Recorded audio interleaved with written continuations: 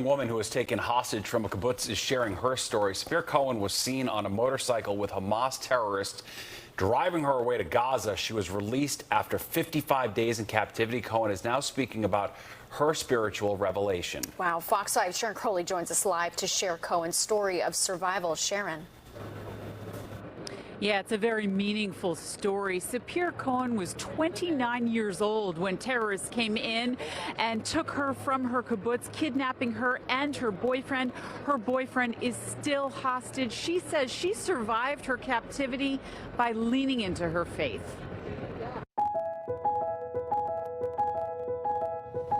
I felt miracles. Hamas terrorists kidnapped Sapir Cohen from a kibbutz in Israel on October 7th. During 55 days in captivity, held underground in Gaza tunnels, Sapir says she never lost faith. I think that one of the biggest miracles that I felt is that I understood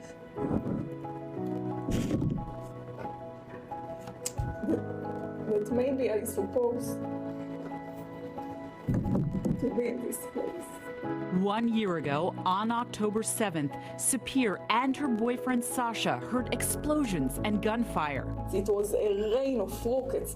With no time to get to a shelter, they hid under a bed. They go home by home and shooting everywhere, everyone, and we just wait to our turn. Then time ran out. The terrorists came to our door. They showed the door, they come inside, they took everything, just broke everything. And then I heard Sasha scream.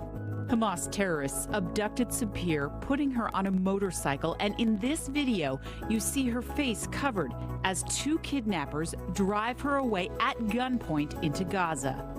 Sapir says she was attacked instantly by a crowd in the streets. They beat me so strong that I put the hands on my head and I was saying, God, please save me. I don't want to die here. The captors denied Sapir and the other hostages food and clean water. In the tunnels, it's really bad. You can't know if it's day or night, and you can't breathe. It's very hard to breathe there. Despite the grim circumstances, Sapir says while in captivity, she had a spiritual revelation. This video, released by Hamas militants and declassified by the Israeli army, shows some other hostages, 5 female Israeli soldiers, being held at gunpoint near the Gaza border. When I say this prayer, something deep inside of me, I felt peace, and I didn't understand how can I feel it in this situation.